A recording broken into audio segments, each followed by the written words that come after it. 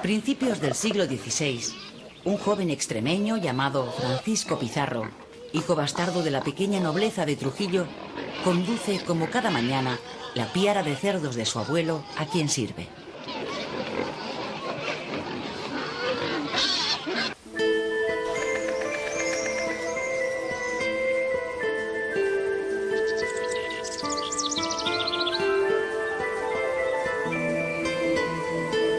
En la España que se fragua tras la Reconquista, la cría de cerdos es señal de prestigio, ya que permite a los dueños de estos animales, odiados por moros y judíos, exhibir abiertamente su pureza cristiana.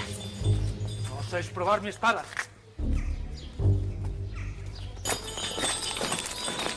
Si hubiera nacido unos pocos años antes, Francisco Pizarro hubiese podido ganar honra y gloria combatiendo a los infieles.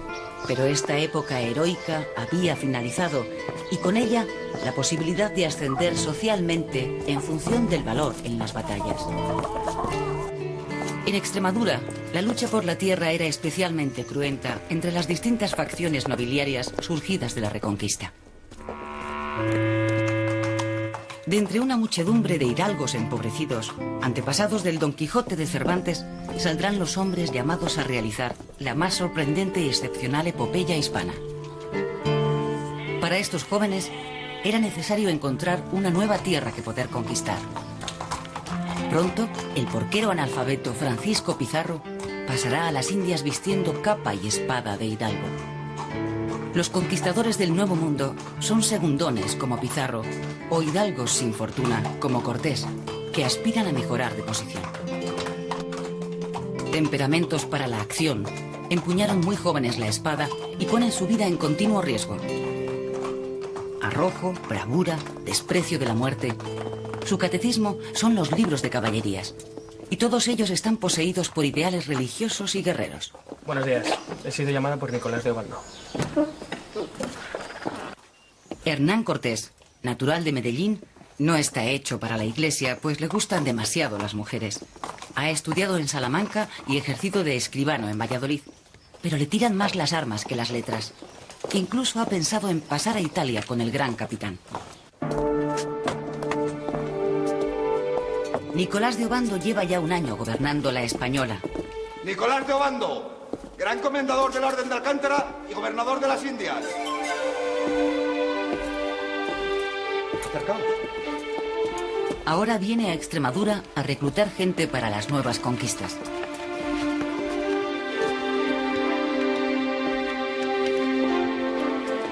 Creo, como piensa el almirante Cristóbal Colón, que el paraíso terrenal del que nos hablan las Sagradas Escrituras se encontraba en las Indias. Obando les habla de un lugar casi mitológico, donde la tierra es tan rica que no es necesario trabajarla y donde los ríos están empedrados de oro.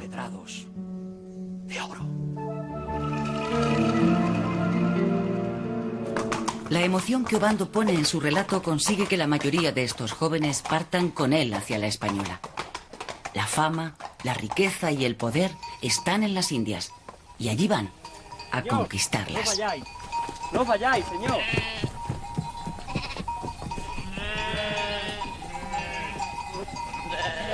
Cortés, por culpa de un lance amoroso, se lesiona y no puede embarcarse en la flota de Obando.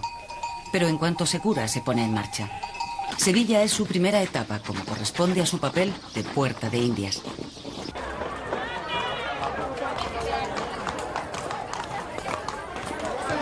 La Sevilla que recibe a Cortés crece a golpe de noticias de ultramar. El movimiento de su puerto revela el interés por navegar al otro lado del océano. Para ordenar este tráfico de personas y mercancías, se funda en 1504 la Casa de Contratación de Sevilla, que estaba en un principio ubicada en los Reales Alcázares. La Casa de Contratación funciona también como escuela de pilotos y navegantes, y dados los continuos descubrimientos, se nombra a un grupo de geógrafos para mantener los mapas al día. Sumergido en ese clima de novedades científicas y de noticias de seres y lugares fantásticos dignos del Amadís de Gaula, el joven Hernán Cortés invierte su dinero y parte un buen día hacia las Indias, dispuesto a encontrar la gloria y la fortuna que como hidalgo ansía.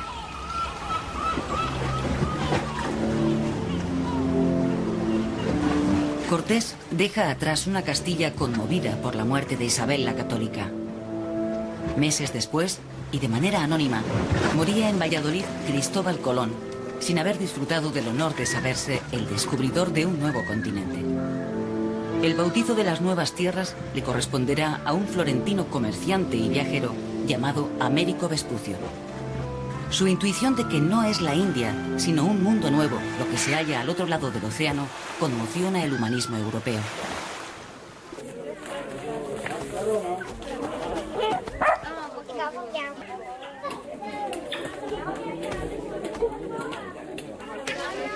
El testamento de la reina católica va a tener una importancia capital para las relaciones entre españoles e indígenas.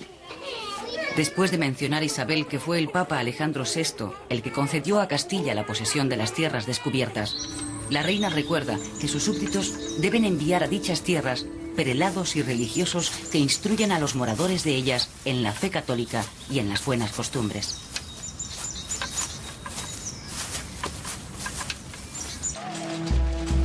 La corona ha creado la figura del encomendero, al que se le conceden tierras y 50 indios para que la trabajen durante un mínimo de 5 años.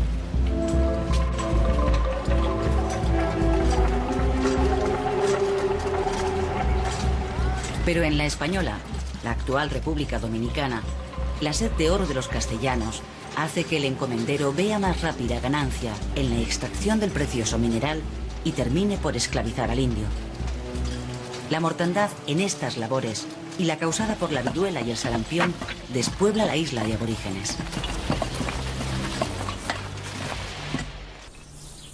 Diego Colón, hijo del almirante y gobernador de la isla, ordena la conquista de las vecinas islas de Cuba, Jamaica y Puerto Rico.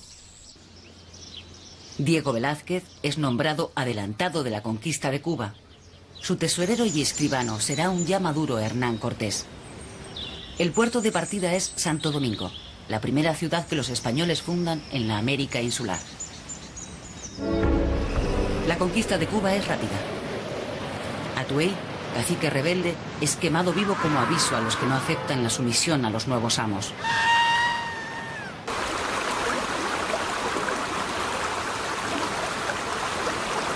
Velázquez nombra a Hernán Cortés alcalde de Santiago de Baracoa. El de Medellín se dedica con éxito a la cría de vacas y caballos en su encomienda.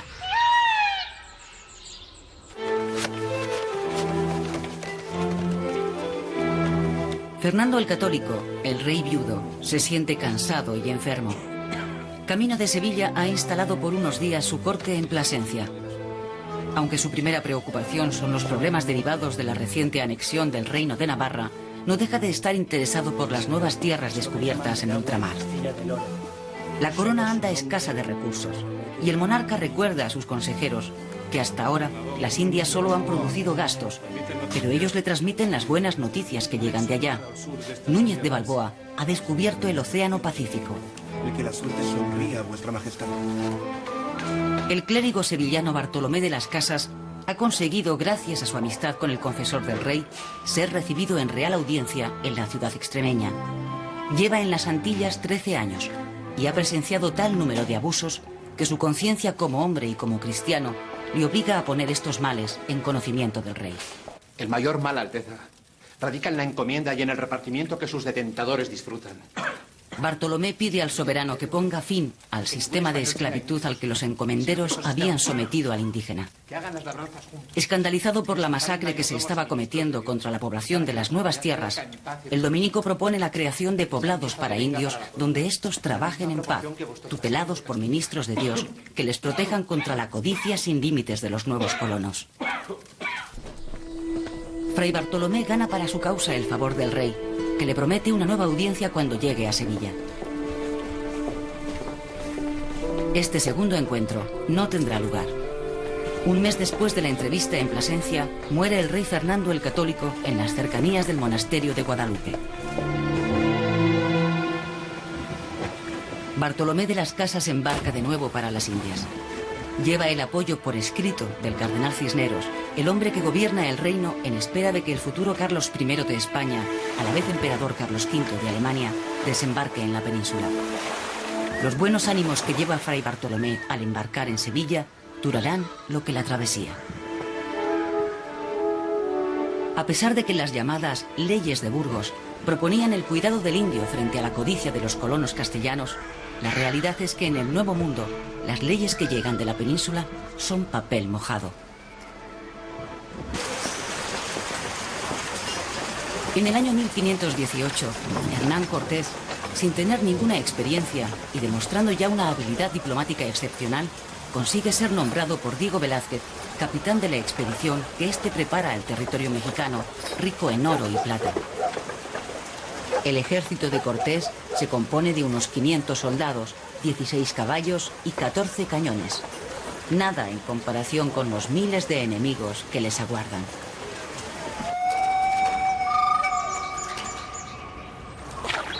Al desembarcar en tierras mexicanas, Cortés entra en contacto con los mayas. La jungla ha devorado los restos de sus antiguas ciudades y pasan inadvertidas para los españoles. Los mayas fueron una gran civilización, pero ya solo son un pueblo en decadencia sometido al imperio azteca, la etnia dominante en aquel momento, los también llamados mexicas.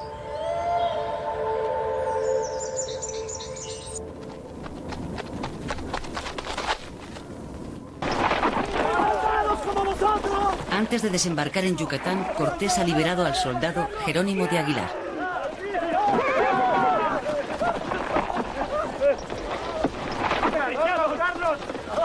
Hecho prisionero por los indios, Aguilar fue esclavizado durante años, lo que le permitió aprender el maya.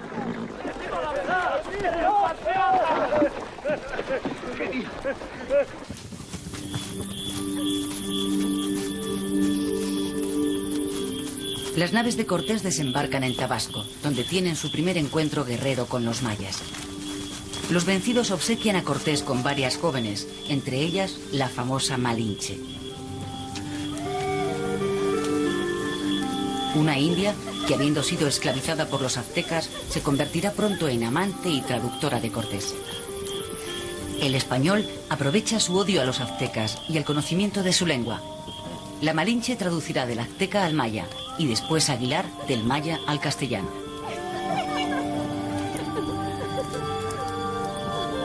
La india, bautizada Doña Marina, será una personalidad clave en la conquista de México. Gracias a sus consejos para manejar la frustración de los distintos pueblos sometidos por los aztecas, que se irán sumando a las tropas españolas, Hernán Cortés consigue diseñar un plan que le permitirá con muy pocos hombres acometer la confrontación con el entonces todopoderoso imperio liderado por Moctezuma.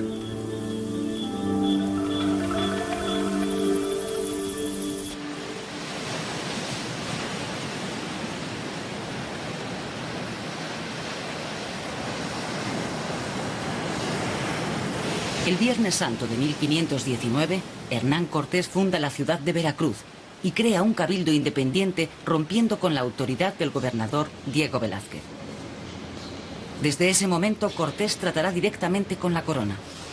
Comienzan así las tensas relaciones, llenas de recelos y desconfianzas mutuas, entre la monarquía hispana y los conquistadores del Nuevo Mundo. Como demostración de su voluntad de triunfar o morir, Cortés manda barrenar sus naves. Su gente entiende el mensaje. Hay que vencer a los aztecas, porque no hay vuelta atrás. Cuando Cortés se interna en territorio mexica, los indios que nunca han visto caballos quedan sobrecogidos de pavor. Creen que caballo y jinete son un mismo ser.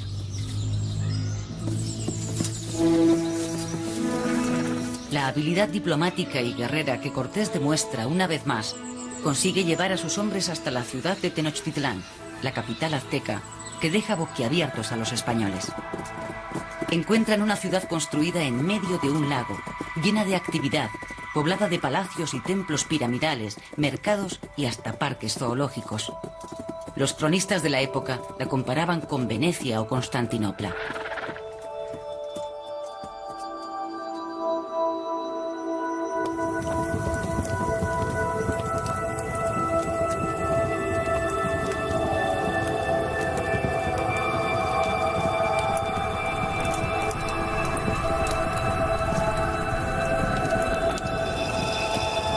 Moctezuma les recibe amistosamente en un escenario digno del gran imperio del que es dueño y señor.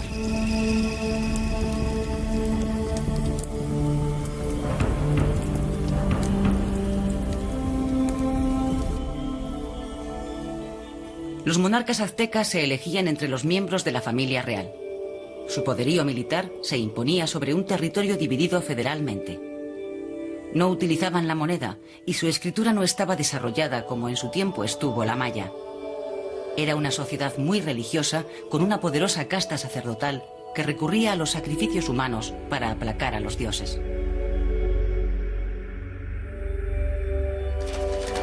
La calurosa bienvenida que el emperador de los aztecas dispensa a Cortés es sorprendente y solo se entiende si se da la razón a las antiguas leyendas en las que se basaba una creencia común entre los pueblos amerindios que van desde el actual México hasta el norte de Argentina y Chile.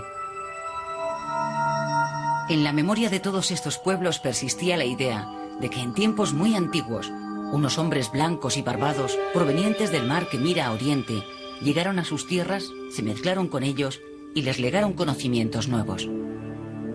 El cacique de estos dioses blancos era conocido como Quetzalcóatl. No es de extrañar que la llegada de los españoles a esa América del siglo XVI fuese reconocida como la vuelta de los dioses que preconizaban los antiguos códices. Hernán Cortés debe ausentarse de Tenochtitlán para enfrentarse a las tropas del burlado gobernador de Cuba y deja el mando a Pedro de Alvarado. El lugarteniente del conquistador no tiene la misma habilidad diplomática que él y en ausencia de Cortés masacra a una parte de la nobleza mexicana e instaura un despótico gobierno. La rebelión de los aztecas está a punto de hundir la hasta entonces triunfante empresa colonizadora. En el enérgico contraataque azteca se produce el mítico episodio de la Noche Triste.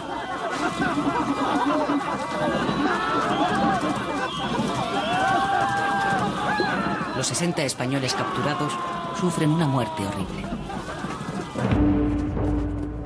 Después de vencer a las tropas de Diego Velázquez, Cortés regresa a Tenochtitlán.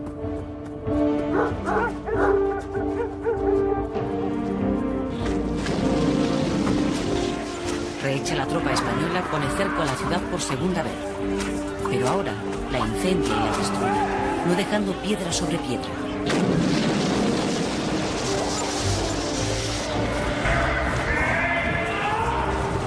Muerto Moctezuma y liderados por su hermano Cuauhtémoc, los aztecas se defienden con bravura. La superioridad de las armas de fuego españolas acaba con la resistencia y Cuauhtémoc es torturado y muerto por los españoles para arrancarle el secreto del supuesto tesoro de Moctezuma.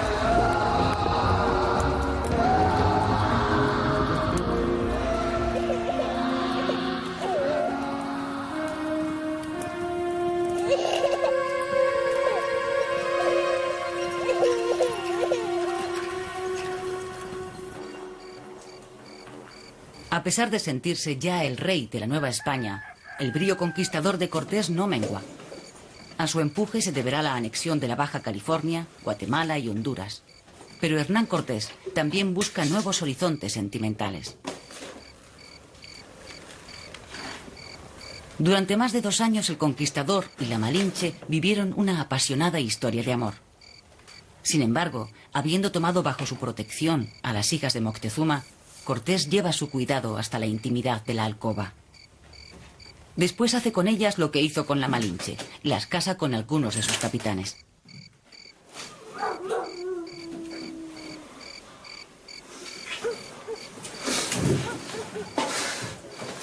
La sangre imperial de los Moctezuma dará pie al nacimiento de una orgullosa nobleza mestiza.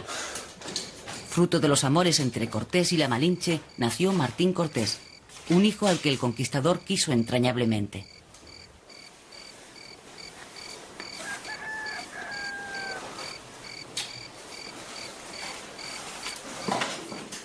El caso de Cortés no es único.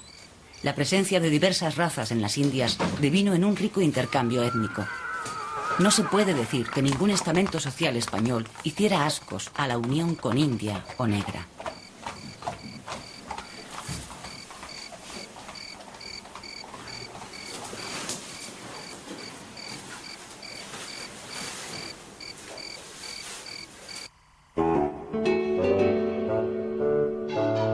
Se conoce como mestizos a los hijos de español e india.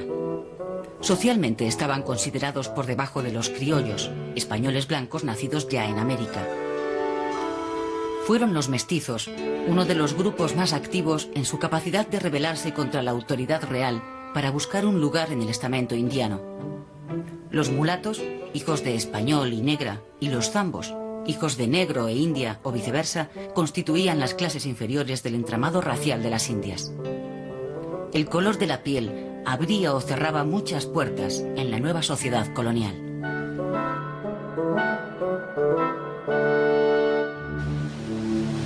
La ardorosa defensa del indio llevó a Bartolomé de las Casas a proponer su sustitución por esclavos de raza negra, afirmando que estos carecían de alma. Con el tiempo se arrepintió de haber brindado esta solución, pero el mal ya estaba hecho. El tráfico esclavista produjo pingües ganancias a las compañías formadas por tan repugnante negocio.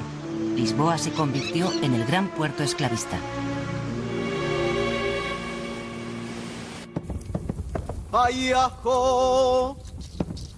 El choque de razas y culturas que se vivió en América no solo produjo destrucción y muerte. Muy pronto, la comunidad científica europea manifestó su interés por las culturas recién descubiertas. El franciscano Toribio de Paredes consiguió salvar del fuego los códices aztecas en los que se expresaba a través de dibujos el sentir de los vencidos. Otros, como Fray Bernardino de Sahagún, también franciscano, o el jesuita José de Acosta, se preocuparon por estudiar de primera mano el pensamiento y costumbres de las diversas etnias amerindias.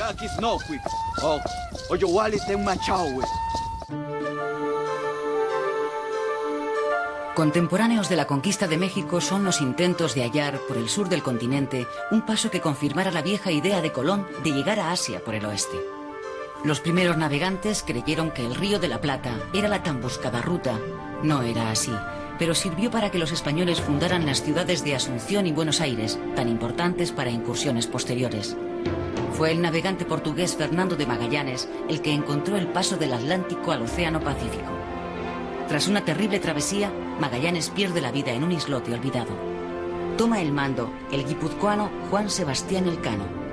Después de un prodigioso viaje a través del Pacífico, el Índico y el Atlántico, vuelve a Sanlúcar a bordo de la única nao que sobrevive, premonitoriamente llamada Victoria y con solo 18 maltrechos tripulantes.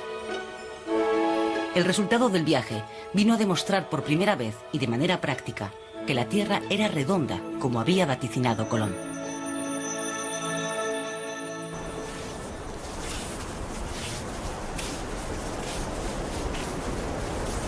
Un grupo de españoles, buscadores de quimeras como tantos otros, ha quedado aislado en una isla de la costa del Pacífico.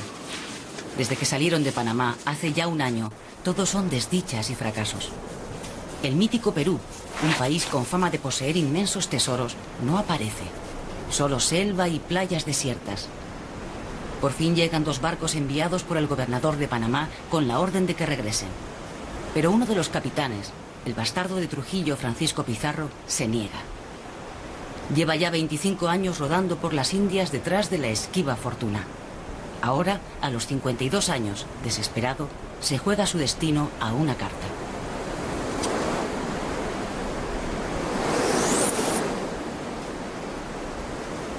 Amigos y camaradas, a este lado de la raya están las fatigas, el hambre, la desnudez, las lluvias torrenciales, la desolación y la muerte.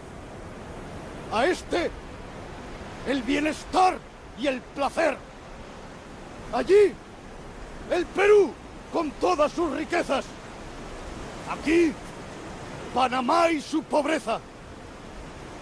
Que cada cual escoja lo que más conviene a un valeroso castellano.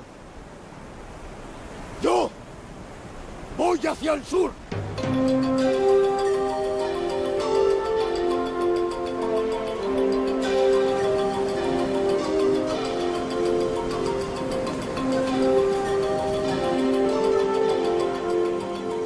Solamente 13 hombres cruzan la raya y siguen a Pizarro.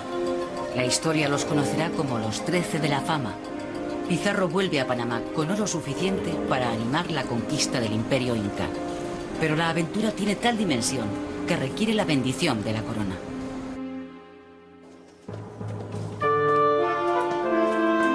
Pizarro se traslada a la corte y es recibido por el emperador Carlos V. El capitán Francisco Pizarro.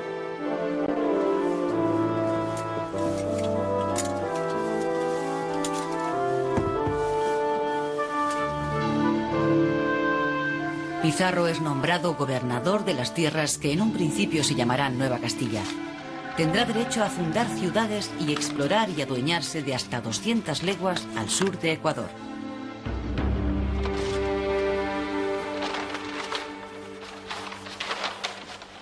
Decidme, señor Pizarro, entonces, ¿es cierto que existe el Perú?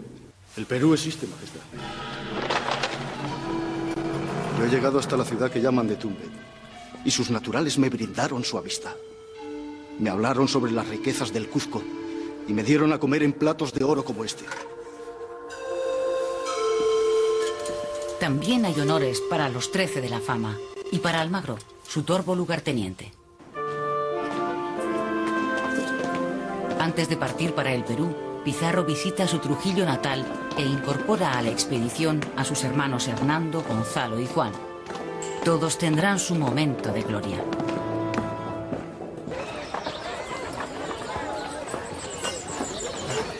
A la tropa de Pizarro y Almagro les está esperando el llamado Imperio del Sol, creado por el inca Manco Cápac en el Titicaca 100 años antes. Manco Cápac fue también el fundador de la ciudad de Cuzco, que en su lengua quechua significa centro. A poniente el océano, la selva al este, los volcanes al norte y al sur. Estos son los límites de la nación inca, un pueblo que adora al sol, a la luna y a la madre tierra.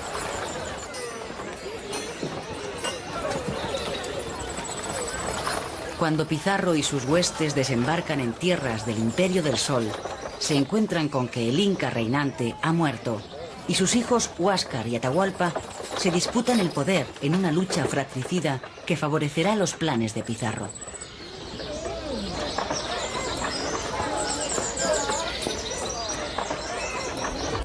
Pizarro hace prisionero al inca Atahualpa en la ciudad de Cajamarca. El soberano inca ofrece a cambio de su libertad llenar la habitación donde se encuentra preso de oro y de plata. Pizarro acepta y cobra el rescate, pero no suelta al inca. Le ejecuta acusándole de matar a su hermano Huáscar por estar en contacto con los españoles. Con la caída de Cuzco, la capital del Imperio Inca, se da por concluida la conquista del Perú. Las continuas rencillas por el poder, desatadas entre Pizarro y su lugarteniente Almagro, no terminan con la rendición de Cuzco. Pizarro, buscando una salida airosa, ofrece a Almagro la gobernación de todo lo que conquiste al sur del imperio.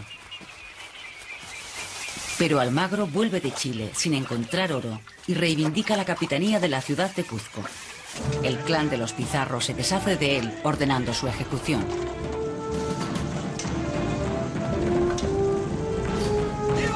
Los seguidores de Almagro vengan el asesinato de este, matando al conquistador del Perú. Francisco Pizarro muere a los 65 años, trazando con su sangre una cruz en la tierra donde cae acuchillado.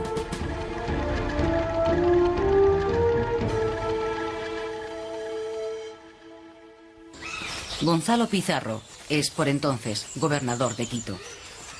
El hermano menor de los Pizarro sale en busca del País de la Canela, un supuesto lugar amazónico cuya riqueza interesa al Consejo de Indias, organismo creado por Carlos V para legislar y gobernar el variopinto mundo de intereses que se estaba gestando en territorio americano. Gonzalo Pizarro les ha engañado. Su objetivo secreto es hallar El Dorado.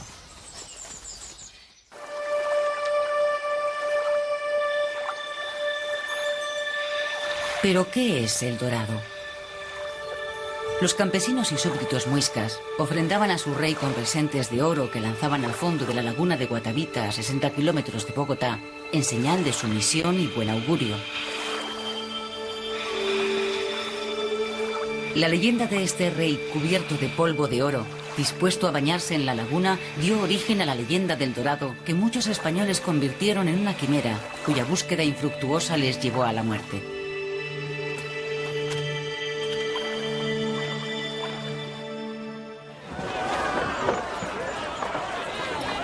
La expedición de Gonzalo Pizarro es una trágica historia más de la epopeya americana, pero servirá para que uno de sus capitanes, Francisco de Orellana, recorra el Amazonas por primera vez hasta su desembocadura.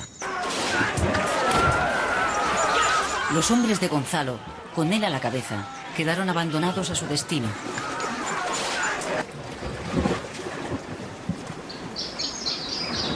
Orellana, en cambio, lleva su nave río abajo hasta encontrar el Atlántico. Habían descubierto el mayor río de América sin proponérselo, el Amazonas. A finales de 1542, unos esqueletos milagrosamente con vida penetran en las calles de Quito. Son los hombres de Gonzalo que vuelven después de la terrible expedición. Gonzalo no tarda en recuperarse y en poner a prueba su ambición, pero las nuevas leyes de Indias han llegado a Perú. Su mandato de que los indios son hombres libres y solo vasallos de la corona de Castilla desata las iras de los turbulentos encomenderos. El nombre de su valedor, Fray Bartolomé de las Casas, está en boca de todos para echar pestes de él. Gonzalo abraza la causa de los encomenderos y entabla una larga y dura batalla contra las nuevas ordenanzas personalizadas en el virrey.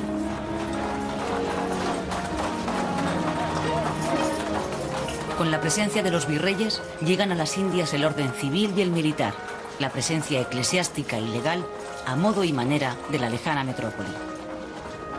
Las aventuras casi medievales de la conquista pasan a la historia.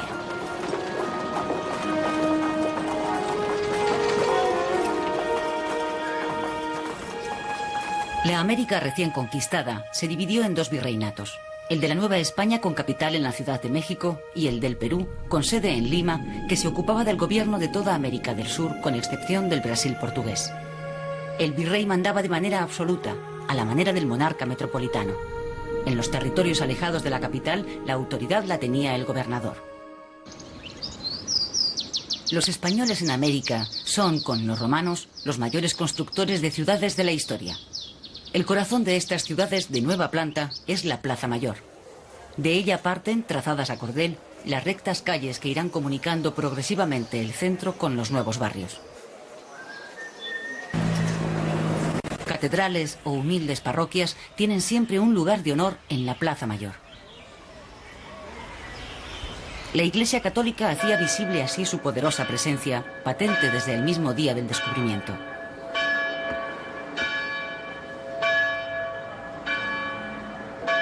El estilo barroco predomina y pasa a convertirse en el estilo americano por excelencia.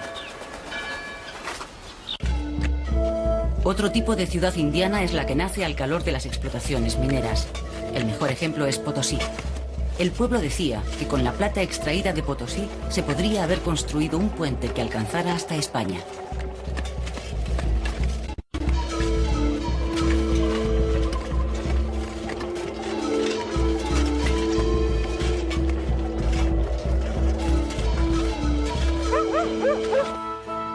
La vida cultural en estas ciudades tiene un desarrollo temprano. Ejemplo de ello es la primera imprenta de México, fundada solo 15 años después de la caída de Tenochtitlán. El idioma castellano se impone con facilidad en el mundo de la cultura y el comercio, por encima de las numerosas lenguas indígenas del continente americano. Aunque el estudio de estas lenguas pronto llega a la universidad, como la primera cátedra de quechua en la Universidad de Lima.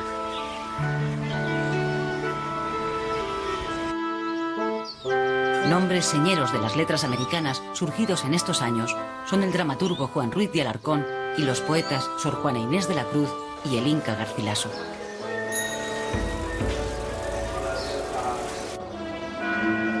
A finales del siglo XVI también empiezan a crearse las primeras misiones jesuíticas para proteger y evangelizar con mayor eficacia a los indígenas. La vieja idea de Bartolomé de las Casas empezaba a hacerse realidad. El mismo año que muere en Sevilla Hernán Cortés, regresa a España Fray Bartolomé de las Casas. El conquistador ha muerto sin que el emperador conteste a sus demandas y sin que sus asuntos económicos tengan el arreglo que Cortés deseaba. Carlos V aprovecha la vuelta de Bartolomé para promover un encuentro de juristas y teólogos que dictamine de una vez por todas sobre la legitimidad de guerrear y esclavizar al indio. La controversia entre las casas y su oponente Ginés de Sepúlveda pasará a la historia. Ante un tribunal de sabios, Sepúlveda asegura que los indios pertenecen a la categoría de seres salvajes a los que no es posible cristianizar sin someter antes mediante la fuerza. A lo que las casas rebate en su turno de réplica. Con más verdad podemos decir que los españoles sacrificaban a su diosa muy amada y adorada por ellos, la codicia, cada año en los que han estado en las Indias. Más gente que en 100 años los indios han sacrificado a sus dioses. Tras largas jornadas de controversia, no hubo un claro vencedor. Dios mío, protege. No es la primera vez que en la España de la conquista se plantea un dilema moral ante los indígenas del Nuevo Mundo. Para demostrar que aquellos no tenían alma, se usaba el llamado requerimiento. Así se preguntaba a los indios si creían en el misterio de la Santísima Trinidad y en otras sutilezas religiosas. El indígena, estupefacto, no acertaba a dar el sí obligado y la falta de respuesta facultaba al español a esclavizarlo. Naturalmente, este sistema dio pie a todo tipo de abusos. Contra los aspectos más oscuros de la conquista se alza el dominico Tomás de Vitoria al afirmar que la única guerra lícita es la defensiva. Las Casas se instala en unas dependencias anejas al santuario de Nuestra Señora de Atocha en Madrid. Quiere seguir de cerca las disposiciones del Consejo de Indias. No duda en recordarle al nuevo rey, Felipe II, que los indios son vasallos suyos y debe protegerlos. Allí muere, a los 83 años de edad, el mayor y más vehemente defensor de los derechos de los indígenas americanos. Su obra fue difundida por toda Europa y contribuyó a forjar la imagen de una España codiciosa y cruel con el indio. Nace así la llamada leyenda negra, que los enemigos del Imperio hispano supieron manejar. A pesar de sus críticas al Imperio español, los europeos también aspiraban a las riquezas que llegaban de América. El tráfico de oro, plata y otras mercancías valiosas fue pronto presa de piratas y corsarios, generalmente ingleses y holandeses. Para defenderse de esos ataques, se crea en 1543 un sistema de flotas que, convenientemente armadas y equipadas, daban protección a los navíos de carga. Esta flota de Indias partía 2 veces al año desde Sevilla, controlada por la Casa de Contratación. Se cree que durante los siglos XVI y XVII pasan a las Indias unos 350.000 españoles. Solo podían viajar al Nuevo Mundo los súbditos de la Corona de Castilla. Al principio predominan los extremeños y andaluces, pero después se incorporan gentes de todo el reino. Una de las flotas tenía como destino La Habana y posteriormente Veracruz, puerto de entrada a las tierras de la Nueva España. La travesía duraba 2 meses. La flota del Perú llegaba en un principio a Portobelo y más tarde a Cartagena de Indias y Santa Marta. Ambas flotas pasaban el invierno en América. A estas hay que añadir el viaje anual del galeón de Manila, que a su vuelta aportaba las esperadas mercancías del fabuloso continente asiático. El regreso a Sevilla de las flotas de Indias suponía un empuje muy importante para la economía de toda Europa. Los productos americanos provocaron la curiosidad y luego la apetencia en el Viejo Mundo. Tal fue el caso del maíz, los pimientos, las alubias, el tomate, el chocolate, más tarde la patata, alimentos exóticos que pronto se hicieron insustituibles en las mesas europeas. También es de procedencia americana la afición al tabaco, que primero se masticaba y poco a poco fue prendiendo en el Viejo Mundo. A cambio, Europa llevó a América el caballo y el ganado vacuno, porcino y lanar, que pronto sus habitantes hicieron suyo. La vid y el olivo tardaron en plantarse en el Nuevo Mundo porque los productores españoles cuidaron de alargar su monopolio. Productos originarios de Oriente Medio y la India, como el café y la caña de azúcar, hallaron en la Nueva América un fructífero desarrollo.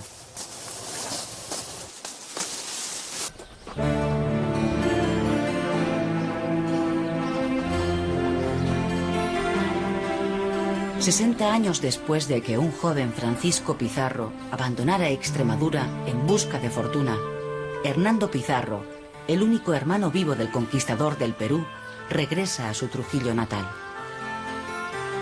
Hernando, el superviviente de tantas amarguras, ha sido puesto en libertad después de 20 años prisionero en el Castillo de la Mota, acusado de haber mandado ejecutar a Almagro.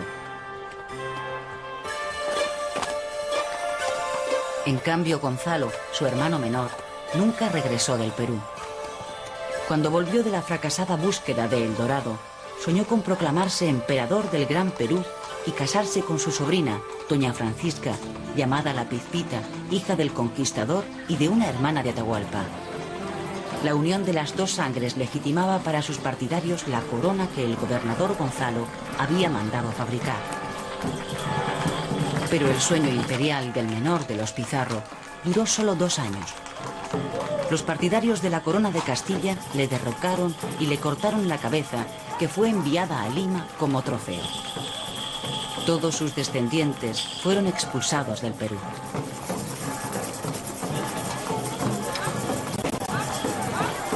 Doña Francisca se trasladó a España y casó con su tío Hernando, con quien compartió cautiverio. Tuvo con él 3 hijos.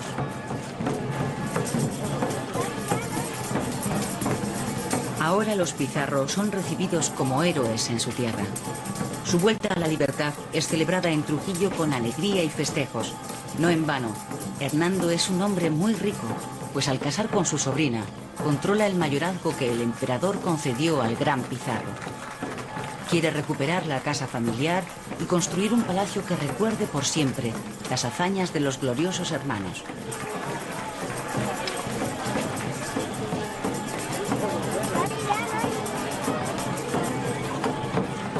Su esposa mestiza lleva en sus venas la sangre del Inca vencido y será curiosamente ella la que entierre a Hernando, el último representante de aquella hueste que destruyó su familia, sus dioses y su imperio.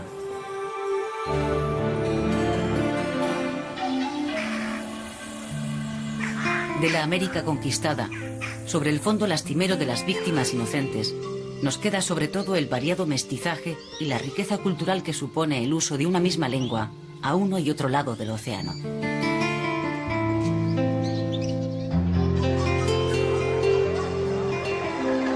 De la conquista permanece el recuerdo de esa gesta con sabor a leyenda en la que un reducido grupo de iluminados aventureros fueron capaces de conquistar 2 imperios y un continente. Su viejo solar extremeño es, 5 siglos después de su muerte, un elocuente testimonio de ello.